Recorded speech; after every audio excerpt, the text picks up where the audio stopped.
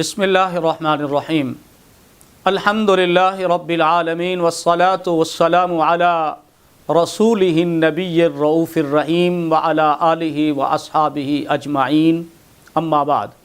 Understanding of Quran course کو join کرنے والے معزز شرکاء، سامعین و ناظرین کرام، السلام علیکم ورحمۃ اللہ وبرکاتہ۔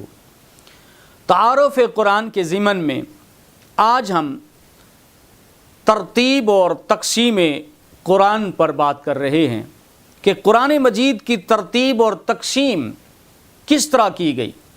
یاد رکھ لیں یہ بات، قرآن مجید کو بنیادی طور پر دو اجزاء میں تقسیم اور ترتیب دیا گیا ہے۔ ایک قرآن مجید کی ترتیب آیات کی ہے اور ایک سورتوں کی ترتیب ہے۔ آپ صلی اللہ علیہ وسلم کے عہد مبارک میں قرآن حکیم کی جو تقسیم ہے وہ آیات اور سورتوں کی شکل میں تھی، اور دیگر جو تقسیمات ہیں یہ آپ صلی اللہ علیہ وسلم کے عہد نبوت کے بعد مختلف قرات اور قرآن مجید کی تلاوت کی سہولیات اور ضروریات کے تحت یہ وجود میں آئی ہیں۔ مگر جو آیات ہیں اور سورتوں کی تقسیم ہے یہ رسول اللہ صلی اللہ علیہ وسلم کے دور اقدس میں ہوئی ہے اور حضور نے خود فرمائی ہے۔ قرآن مجید کی آیات کی ترتیب اور سورتوں کی جو ترتیب اور تقسیم ہے اسے ہم ترتیب توقیفی کہتے ہیں۔ یہ تقسیم اللہ تعالیٰ اور حضور نبی اکرم صلی اللہ علیہ وسلم نے خود کی ہے۔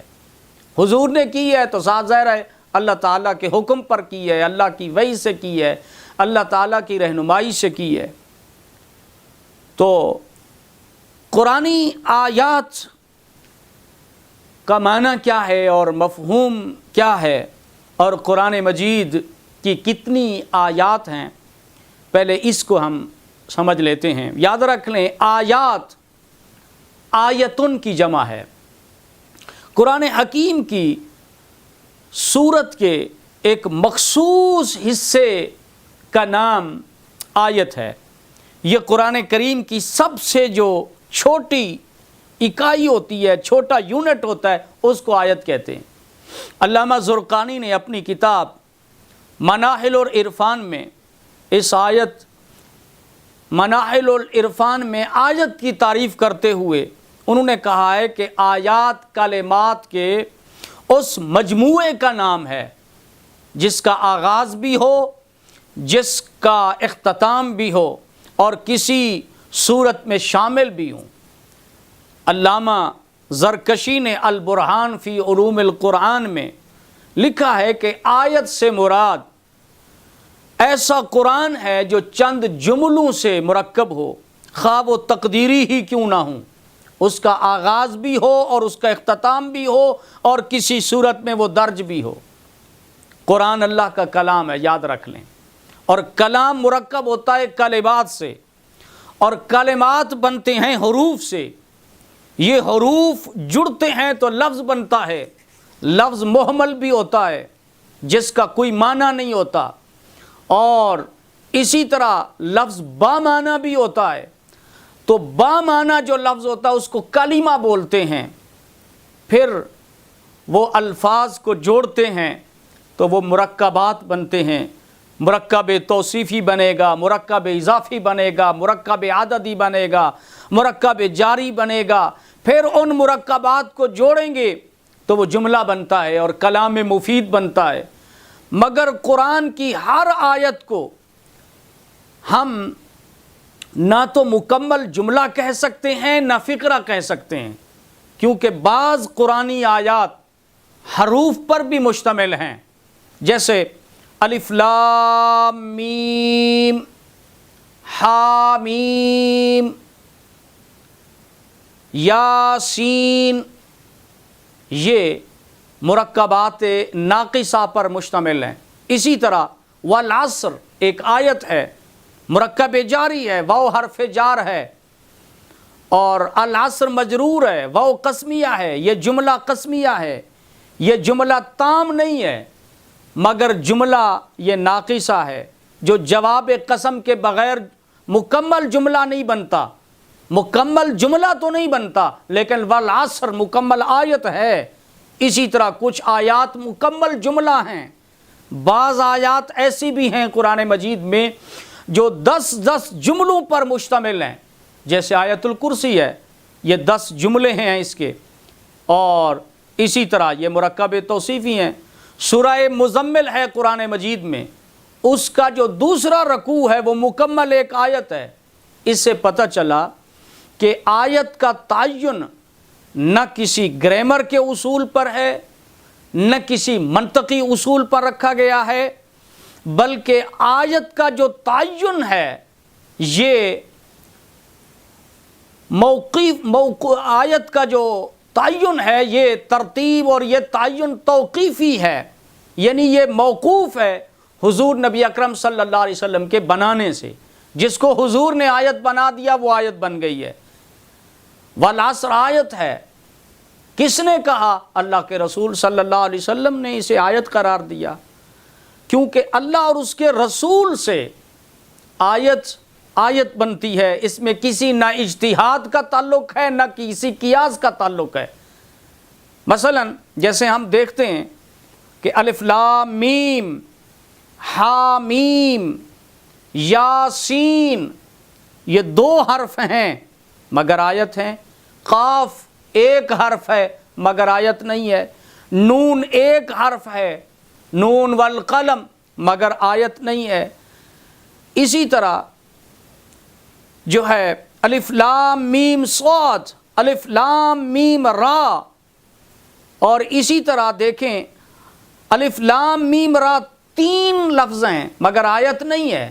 یاسین 2 لفظ ہیں مگر آیت ہیں. اور توسین 2 لفظ ہیں، یہ آیت نہیں ہیں. تو اس لیے آیت کی جو مقدار ہے اس کا جو تعین ہے یہ حضور نبی اکرم صلی اللہ علیہ وسلم کا وضع کردہ ہے. حضور صلی اللہ علیہ وسلم نے جنہیں آیت قرار دیا فقط وہی آیت ہے.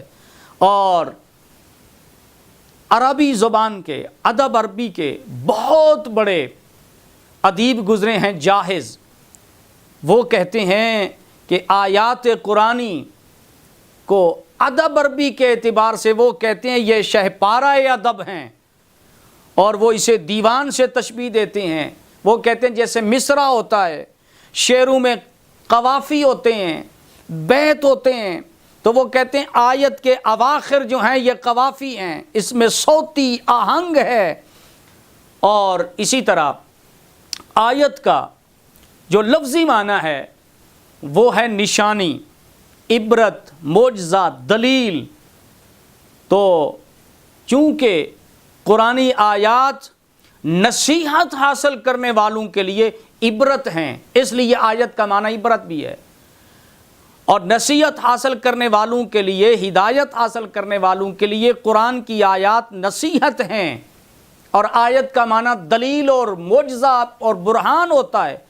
چونکہ یہ اللہ کی توحید اور رسول اللہ صلی اللہ علیہ وسلم کی رسالت کی دلیل ہیں اور برہان ہیں، اس لیے آیت کو آیت کہتے ہیں. آیات کی جو ترتیب ہے اور تدوین ہے یہ نبی اکرم صلی اللہ علیہ وسلم نے اس کی جو ترتیب ہے یہ بالاتفاق وحی سے حضور نے کی ہے. اس پر امت کا اجماع اور اتفاق ہے، اور متعدد احادیث اور روایات صحیحہ سے ثابت ہے کہ حضور اکرم صلی اللہ علیہ وسلم کو حضرت جبرائیل علیہ السلام ترتیب تلاوت سے آگاہ فرماتے تھے. آپ صلی اللہ علیہ وسلم صحابہ کرام کو ہر آیت کا موقع محل متعین کر کے بتاتے تھے. نماز میں حضور صلی اللہ علیہ وسلم کی جو تلاوت ہوتی تھی اسی ترتیب سے ہوتی تھی جس ترتیب کے ساتھ آج تک ہمارے پاس قرآن مجید موجود ہے. اور صحابہ کرام اسی ترتیب کے مطابق قرآن مجید کو حفظ کرتے تھے، اور بعد میں کتابی شکل میں، مصحف میں، مصاحف میں اسی ترتیب کے ساتھ قرآن مجید کی کتابت اور تدوین کی گئی. لہٰذا یہ جو موجودہ ترتیب ہے اسی ترتیب سے حضور نے اسے لکھوایا۔ اسی ترتیب سے رسول اللہ صلی اللہ علیہ وسلم نماز میں پڑھتے تھے، جمعہ میں پڑھتے تھے، آپ صلی اللہ علیہ وسلم کے صحابہ کرام اسی طرح انہوں نے حفظ کیا تھا۔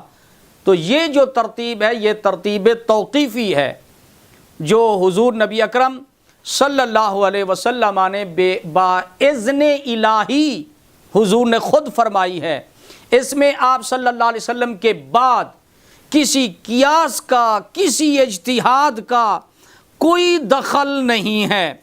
اسی طرح قرآن مجید کی جو آیات ہیں ان کی تعداد کے حوالے سے امام قرطبی نے اپنی تفسیر الجامع لاحکام القرآن میں بیان کیا ہے کہ قرآنی آیات کی جو تعداد ہے وہ 6236 ہے، اور اسے امام قرطبی نے یہ جو 6236 آیات کی تعداد ہے، امام قرطبی نے اسے حضرت علی رضی اللہ تعالی عنہ سے منسوب کیا ہے۔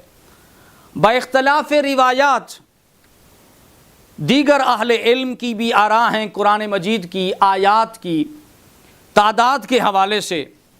مثلا مکی قراء کے قول کے مطابق قرآنی آیات کی تعداد 6219 بھی ہے، کوفیوں کے قول کے مطابق جیسے میں نے کہا 6236 بھی ہے، اور بصریوں کے قول کے مطابق 6204 بھی ہے، اور شامیوں کے قول کے مطابق قرآنی آیات کی تعداد 6226 یا 6225 بھی ہے۔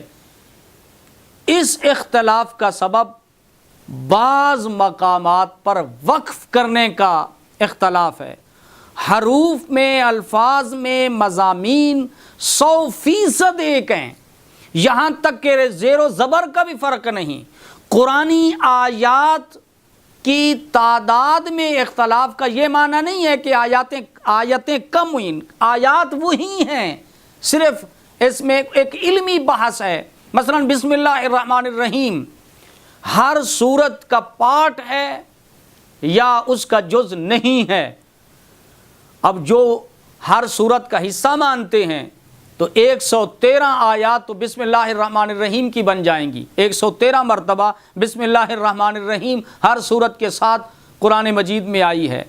اسی طرح قرآن مجید کی جہاں وقف ہیں تو صحابہ کرام اور تابعین اور قراء اور ماہرین علوم کے علمی جو ان کی ریسرچ ہے کہ حضور صلی اللہ علیہ وسلم نے یہاں وقف کیا، وقف کرنے میں آپ نے سانس توڑ دیا تھا یا یہ آیت ڈکلیئر ہو گئی، اس میں بڑی علمی بحث ہے، میں اس کی تفصیل میں نہیں جانا چاہتا، فقط میں نے آپ کو آیات کی تعداد بتا دی ہے۔ اسی طرح جو سورتیں ہیں قرآن مجید کی، سورت کا کیا معنی ہے اور کیا مفہوم ہے، تو یاد رکھ لیں قرآن مجید کی جو تقسیم دوسری ہے وہ سورتوں کی شکل میں کی گئی ہے۔ سورت عربی زبان کا لفظ ہے جس کا ایک معنی ہے فصیل، دیوار۔ سورت المدینہ اس دیوار کو عربی میں کہا جاتا ہے جو شہر کی حفاظت کے لیے بنائی گئی ہے۔ قرآن مجید کی سورت الحدید کی آیت نمبر 13 اس معنی کی تائید کرتی ہے، فرمایا فَضُرِبَ بَيْنَهُمْ بِسُورٍ لَهُ بَابٍ، ان کے درمیان ایک دیوار حائل کر دی جائے گی۔ تو یہاں لفظ سور آیا ہے جو دیوار کے معنی میں ہے، تو اس آیت سورت کے اس معنی کی روح سے آیت کا معنی تو ہوا حکمت، نشانی، تو قرآن علم و حکمت کی نشانی ہے، اور آیت اس علم اور حکمت کے اس شہر کے گرد جو حفاظتی دیوار ہے اس کو سورت کہا جاتا ہے۔ تو سورت اصطلاح میں کسے کہتے ہیں؟ علامہ زرقانی کہتے ہیں قرآنی آیات کا ایک مستقل مجموعہ جس کا نقطہ آغاز بھی ہو اور نقطہ اختتام بھی ہو، اس کو سورت کہا جاتا ہے۔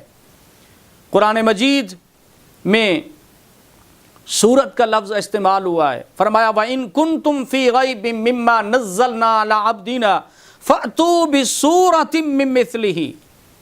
اسی طرح اللہ تعالیٰ نے ارشاد فرمایا سورۃ انزلناہا وفرضناہا، تو سورت قرآن مجید کا لفظ بھی ہے اور رسول اللہ صلی اللہ علیہ وسلم نے مختلف آیات کے مجموعے کو سورت ڈکلیئر کیا، اور رسول اللہ صلی اللہ علیہ وسلم کے دور اقدس میں آیات کی طرح قرآن حکیم کی سورتوں کی تقسیم بھی تھی، اور ان کی تعداد اور مقدار بھی حضور علیہ الصلوۃ والسلام نے خود مقرر کی۔ ہر سورت اللہ تعالیٰ کا ایک جامع خطبہ ہے، نہایت خوبصورت ترتیب ہے، اور یہ خصوصیت قرآن کو حاصل ہے کہ اس قرآن کے مختلف حصوں کو آیات اور سورتوں میں تقسیم کر دیا گیا ہے۔ سورتوں کی تعداد اور مقدار کیسی ہے اور کتنی ہے؟ قرآن حکیم کی سورتوں کی تعداد 114 ہے بالاتفاق، اور یہ تعداد حضور نبی اکرم صلی اللہ علیہ وسلم کی مقرر کردہ ہے۔ حضرت عبداللہ بن مسعود، حضرت عثمان غنی، حضرت علی رضی اللہ تعالی عنہ سے بھی کل تعداد قرآن کی سورتوں کی 114 ہے۔ ان میں بعض سورتیں مکی ہیں اور بعض سورتیں مدنی ہیں۔ مکی سورت یا آیت وہ ہے جو ہجرت سے پہلے نازل ہوئی ہیں، خواہ وہ مکہ میں نازل ہوئیں یا کسی اور مقام پر، اور مدنی صورتیں اور مدنی آیات وہ ہیں جو ہجرت کے بعد نازل ہوئی ہیں، چاہے وہ کہیں بھی نازل ہوئی ہیں۔ اسی طرح قرآن حکیم کی سورتوں میں سے قرآن حکیم کی بیشتر بلکہ تہائی کہہ دیں حصہ جو ہے وہ مکی سورتوں پر مبنی ہے، اور قرآن مجید کی 1/3 کے برابر تقریباً جو سورتیں ہیں وہ مدنی سورتیں کہلاتی ہیں۔ اور اہل علم نے مکی سورتوں کی تعداد 87 بھی بتائی ہے اور مدنی سورتوں کی تعداد 27 ہے۔ مکی صورتیں 87 اور مدنی صورتیں 27، یہ دونوں مل کے 114 بنتی ہے۔ اسی طرح قرآن مجید کی جو سورتیں ہیں وہ مکی بھی ہیں مدنی بھی ہیں، لیکن کچھ سورتیں ایسی ہیں جس میں مکی آیات بھی ہیں، کچھ مکی صورتوں میں مدنی آیات بھی ہیں۔ یہ اہل علم کی علمی ایک تحقیقات ہیں جو ڈیٹیل اور تفصیل میں جب ہم شان نزول پہ آئیں گے اس وقت میں آپ کو عرض کروں گا کہ یہ آیات علمی اعتبار سے یہ مکی صورت میں تو ہیں لیکن یہ مدنی بھی ہیں۔ تو وہ صحابہ کرام جنہوں نے اپنی عمریں کھپائی ہیں قرآن فہمی میں، شان نزول میں، تو انہوں نے ان صورتوں اور ان آیات کے بارے میں نشاندہی کی ہے کہ کون سی صورت مکی ہے، کون سی مدنی ہے، کون سی آیات مکی ہیں، کون سی مدنی ہے۔ مثلا حضرت عبداللہ بن مسعود رضی اللہ تعالی عنہ نے قسم اٹھا کر فرمایا کہ قسم ہے اس ذات کی جس کے سوا کوئی معبود نہیں ہے، فرمایا اللہ کی کتاب کی ہر آیت کے بارے میں مجھے معلوم ہے کہ وہ کس کے بارے میں نازل ہوئی اور کہاں نازل ہوئی ہے۔ حضرت علی رضی اللہ تعالی عنہ فرمایا کرتے تھے خدا کی قسم میں ہر آیت کے بارے میں جانتا ہوں کہ وہ رات میں نازل ہوئی یا دن میں نازل ہوئی، مدنی علاقے میں نازل ہوئی یا مکی میں نازل ہوئی، وہ پہاڑ پہ اتری یا میدان میں اتری۔ اسی طرح مکی اور مدنی صورتوں اور آیات کے حوالے سے بہت سارے صحابہ کرام اور تابعین کی اقوال ہیں، اور مضامین قرآن میں اور قرآن فہمی میں ہمیں ان سے مدد ملتی ہے صورتوں کے مفہوم کو سمجھنے میں اور آیات کے مفہوم کو سمجھنے میں۔ اسی طرح صورتوں کی مقدار کے حوالے سے جو ہے توقیفی اعتبار ہے کہ ان کی جو مقدار ہے کہ کچھ صورتیں بڑی ہیں کچھ چھوٹی ہیں، اس میں کسی قیاس کا اجتہاد کا کوئی عمل دخل نہیں ہے، بلکہ یہ موقوف ہیں اللہ اور اس کے رسول صلی اللہ علیہ وسلم کی مرضی پر۔ بعض صورتیں چھوٹی ہیں جیسے سورہ الکوثر ہے، سورہ النصر ہے جو صرف 3 آیات پر مشتمل ہیں، اور قرآن میں یاد رکھ لیں 3 آیات سے کم کی کوئی صورت نہیں ہے. کم سے کم جو صورت ہے قرآن مجید کی وہ 3 آیات پر مشتمل ہے. بڑی صورتیں بھی ہیں. قرآن مجید کی سب سے بڑی سورت سورۃ البقرہ ہے جو 286 آیات پر مشتمل ہے. اسی طرح قرآن مجید کی جو صورتیں ہیں ان کے جو نام ہیں وہ احادیث سے اور آثار سے ثابت ہیں. آپ صلی اللہ علیہ وسلم نے بذریعہ وحی کے اجتہاد کے حضور نے تجویز کی. بعض صورتوں کے نام صحابہ کرام نے مضمون کی مناسبت سے بآسانی رکھے. صورتوں کے نام کی تعیین میں کچھ تو آپ صلی اللہ علیہ وسلم سے مروی ہیں، حدیث سے ملتی ہیں. کچھ صحابہ کرام نے آسانی کے لیے ان صورتوں کے نام رکھے تاکہ مضمون کا پتہ چل جائے. ان کے تجربات تھے، اس مضمون کی وجہ سے وہ صورت مشہور ہو گئی. کچھ صورتیں وہ ہیں جو اس صورت کا نام اس صورت کے کسی لفظ میں آیا ہے، اس صورت میں وہ لفظ آیا ہے اس وجہ سے اس کا نام ہے. مثلا سورہ یاسین سب سے پہلا لفظ ہے، سورۃ طٰہٰ سب سے پہلا لفظ ہے. اسی طرح کچھ صورتیں وہ ہیں جو کسی واقعہ سے متعلق ہیں، جیسے سورۃ البقرہ. سورۃ البقرہ اگرچہ یہ حضور نے اس کا نام رکھا لیکن پھر بھی یہ مشہور، اس میں چونکہ بنی اسرائیل کی ایک گائے کا ذکر ہے، اسی مناسبت سے ایک واقعہ سے اس سورت کا نام مشہور ہو گیا سورۃ البقرہ. اسی طرح سورۃ آل عمران میں آل عمران کا تذکرہ ہے. سورۃ المائدہ میں مائدہ کا واقعہ بھی ہے جو آسمان سے دسترخواں اترا تھا کھانے پینے کا. کچھ صورتیں انبیاء کے نام سے منسوب ہیں، جیسے سورۃ ابراہیم ہے، سورہ یوسف ہے، سورہ یونس ہے، سورہ محمد ہے. کچھ صورتیں سابقہ اقوام کے نام سے مذکور ہیں، جیسے سورۃ السبا ہے، سورہ بنی اسرائیل ہے، سورۃ المنافقون ہے، سورۃ الکافرون ہے. کچھ صورتیں ایسی ہیں جو کسی احکام سے منسوب ہیں، مثلا سورۃ النساء میں عورتوں کے احکام زیادہ تر ہیں. سورۃ الانعام میں چوپاؤں کا اور مویشیوں کا ذکر ہے. بعض صورتیں قرآن مجید کی حروف مقطعات کے حوالے سے ہیں. بہرحال کوئی نہ کوئی لفظی مناسبت ہے، کوئی نہ کوئی اس کے اندر مضمون کی مناسبت ہے. ان بنا پر صورتوں کے نام رکھے گئے. صورتوں کی جو ترتیب ہے قرآن مجید میں جو موجودہ ترتیب ہے، یاد رکھ لیں یہ ترتیب نزولی نہیں ہے. قرآن اس ترتیب سے نہیں نازل ہوا، بلکہ قرآن مجید کے نزول میں اور ترتیب ہے. یہ جو ہمارے پاس موجودہ قرآن مجید ہے، رسول اللہ صلی اللہ علیہ وسلم نے ان صورتوں کی اور ان آیات کی جو ترتیب ہے یہ توقیفی ہے.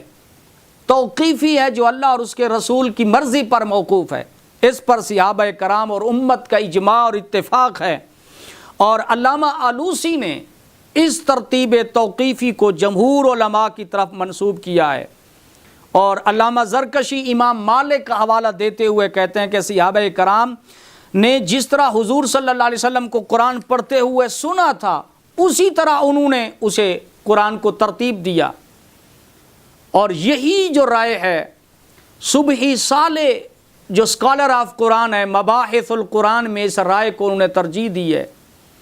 اور البتہ علامہ زرکشی اور علامہ زرقانی نے اور امام سیوطی نے صورتوں کی ترتیب کے اجتہادی ہونے پر بھی انہوں نے ایک رائے دی ہے. یہ علماء کی رائے ہے.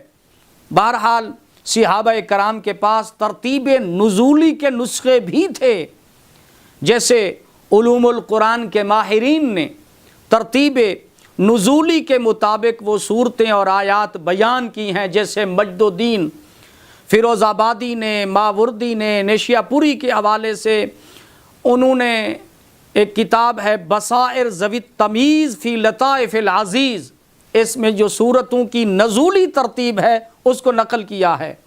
اور امام بہقی نے اکرمہ مولا ابن عباس سے اور حسن بصری نے بھی صورتوں کی نزولی ترتیب بھی نقل کی ہے.